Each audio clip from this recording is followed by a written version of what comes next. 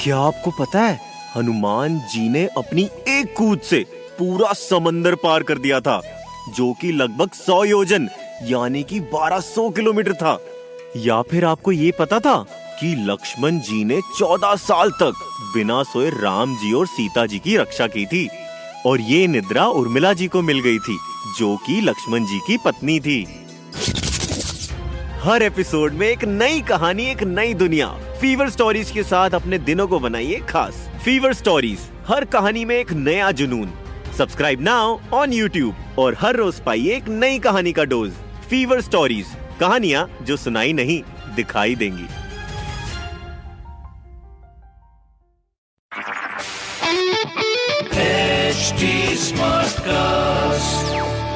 आप सुन रहे हैं HD Smartcast और ये है फीवर FM प्रोडक्शन।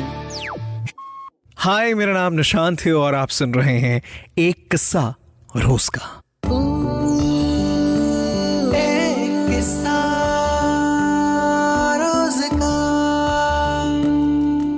आज जिस शख्स ने मुझसे सवाल किया है, मैं उनका नाम नहीं ले सकता, पर हाँ, उनका मैसेज पढ़ने के बाद मुझे बहुत बुरा लगा।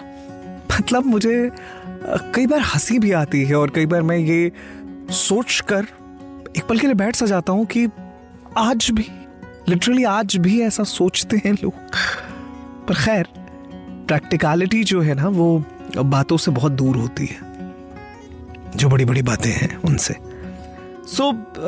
मैं सीधे आता हूं उनकी बात पर। उन्होंने मुझसे कहा कि कॉलेज में एक लड़की को उन्होंने प्रपोज किया और उस लड़की ने सरेआम उनके रंग, उनकी शक्ल, उनके कपड़ों का मजाक उड़ा दिया। मैं पिछले एक हफ्ते से कॉलेज नहीं गया हूं और मुझे लग भी नहीं रहा कि अब मैं शायद दोबारा जा पाऊंगा। मैं क्या करूं? मैं इस चीज को फेस नहीं कर पा रहा। मेरे दोस्त, मेरा वादा है कि अगले 2-2.5 मिनट जो मैं आपको सुनाने वाला हूं, अगर उसे आपने गौर से सुना, आप कल कॉलेज जाएंगे। या अगर ये पॉडकास्ट आप थोड़ी जल्दी सुन रहे हैं, सुबह सुन रहे हैं, तो शायद आज चले जाएंगे। यमन में एक बार ऐसा हुआ कि सरकार बहुत परेशान हो गई।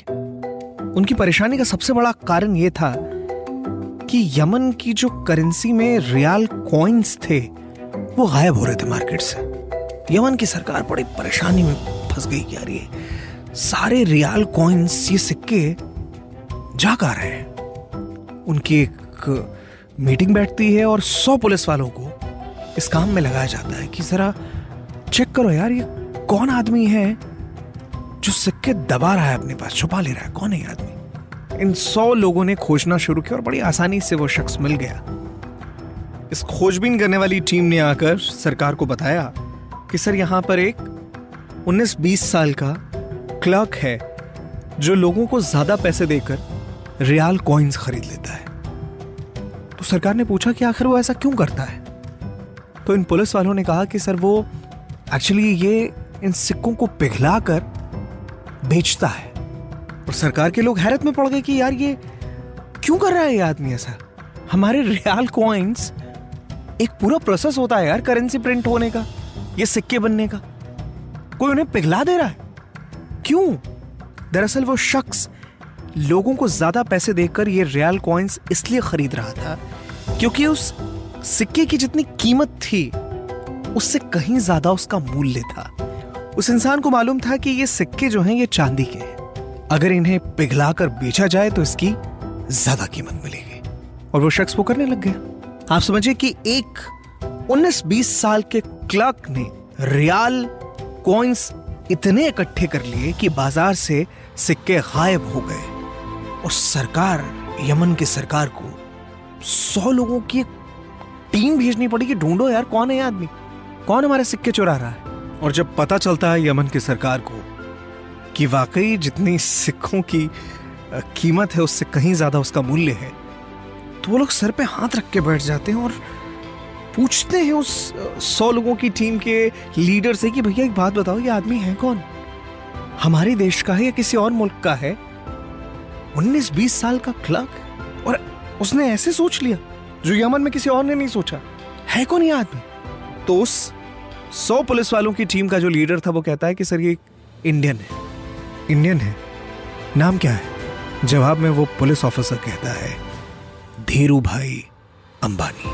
मेरे दोस्त, इस दुनिया की सबसे खूबसूरत, सबसे महंगी और सबसे अट्रैक्टिव चीज है तेज दिमाग। चेहरे के रंग पर फोकस मत करो दोस्त। जिस ऊपर वाले ने आपको बनाया है, अगर उसे शर्मिंदगी नहीं है तो फिर मुझे और आपको क्यों होगी। एक बात हमेशा याद रखना, ये तमाम खूबसूरती, रंग वगैरह वगैरह सब चंद दिनों के मेहमान होते हैं, सब ढल जाता है। आज तक कभी सुना है कि किसी की खूबसूरती किसी म्यूजियम में रखी गई हो, या उस पर साइंटिस्ट ने रिसर्च करी हो कि ऊपर वाले ने इसे इतना सुंदर कैसे बना दिया है, ये इतना खूबसूरत कैसे हो सकता है। पर हां, यह जरूर सुना होगा कि मरने के बाद आइंस्टाइन के दिमाग पर रिसर्च होती है और उनके दिमाग के टुकड़े आज भी म्यूजियम में सजा कर रखे गए। तो मेरे दोस्त, कॉलेज वापस जाना शुरू करो और वो मोहतरमा जिन्होंने आपसे जो कुछ भी कहा उनका शुक्रिया कीजिए कि उनकी वजह से आज आपको जिंदगी का एक मकसद मिला है। तो उनकी उन बातों पर आप हंसें, एक लंबी गहरी सांस लें, अगर वो सामने दिख जाए तो उनकी तरफ देखकर मुस्कुराते दोस्ती के जेस्चर में, और मन ही मन थैंक यू कहते उसे। अब जिंदगी का एक मकसद मिला मेरे भाई, यहां से रुकना मना है। निकलो ऐसे आगे कि झंडा सबसे आगे तुम्हारा लगेगा। And that's for sure. All the best. लग जाओ और यकीन मानो, उस रोज आईना नहीं लोगों की आंखों में झांक कर देखना, तुमसे ज्यादा हैंडसम इंसान अगर दुनिया में कोई और दिख जाए, मेरा नाम बदल देना यार।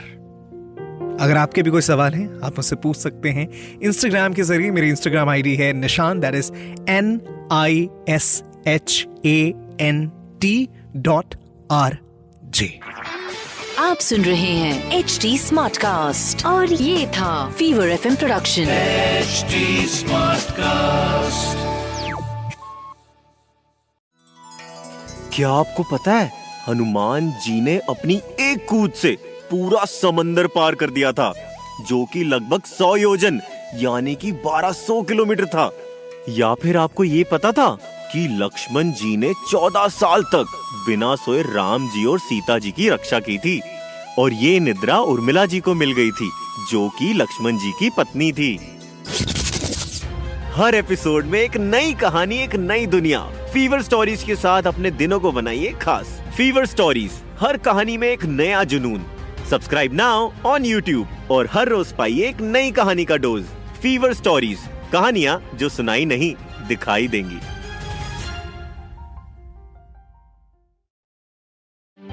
ऐसी और कहानियां सुनने के लिए सब्सक्राइब करिए फीवर स्टोरीज, कहानियां ऐसी जो दिखाई दें।